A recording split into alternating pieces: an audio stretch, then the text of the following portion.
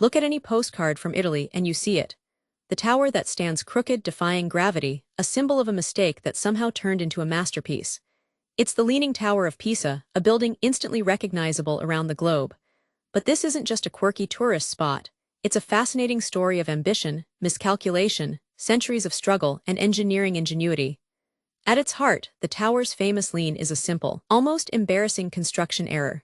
The builders laid the foundation in 1173. It was only about 3 meters deep. That was far too shallow for a structure this tall and heavy.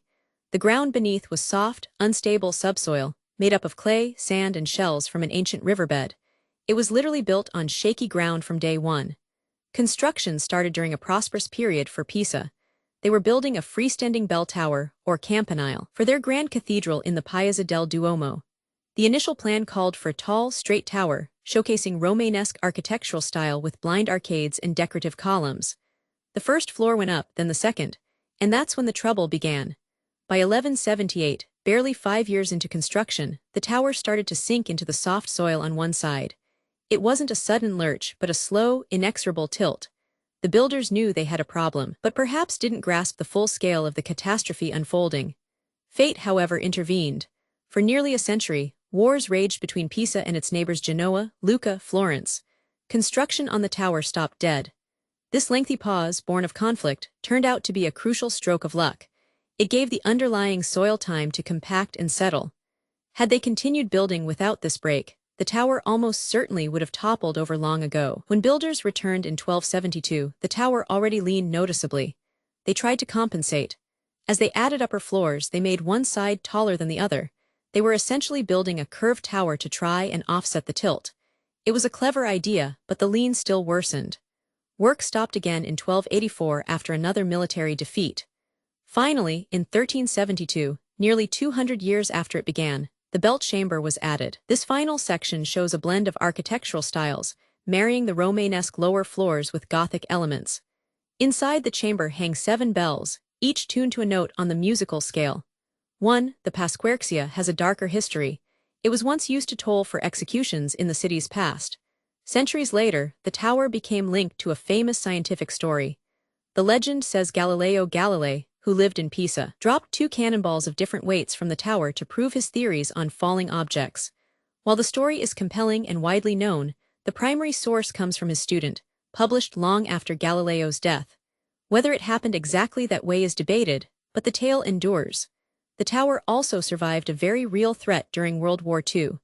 Allied forces suspected the Germans were using it as an observation post.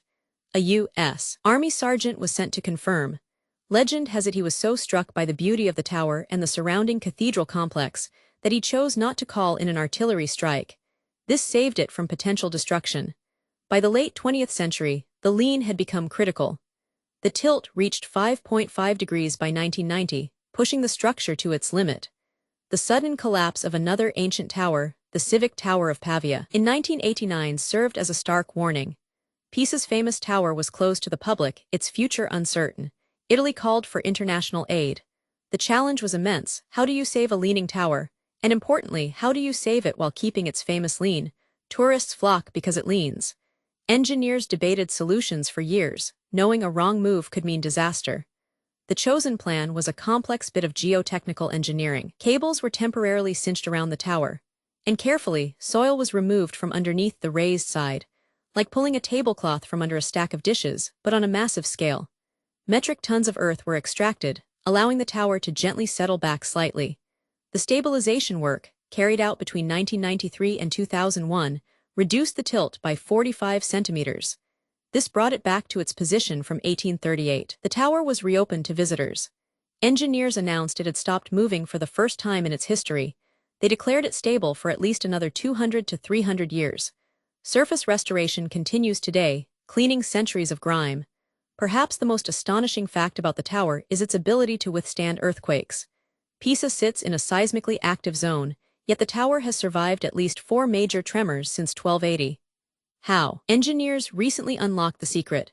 It's the very thing that caused the soft soil. This dynamic interaction between the soil and the tower's structure means the tower doesn't resonate, or shake in sync, with the earthquake's ground motion. The weakness of the soil paradoxically acts as a damper, protecting the tower from destruction during quakes. Today, the Leaning Tower remains part of Pisa's Piazza del Duomo, a UNESCO World Heritage Site. It attracts millions of visitors each year. It stands not only as an architectural marvel, but as a testament to human error, accidental preservation, scientific legend, and remarkable engineering. It is a tower that owes its survival in part to the very flaw that made it famous.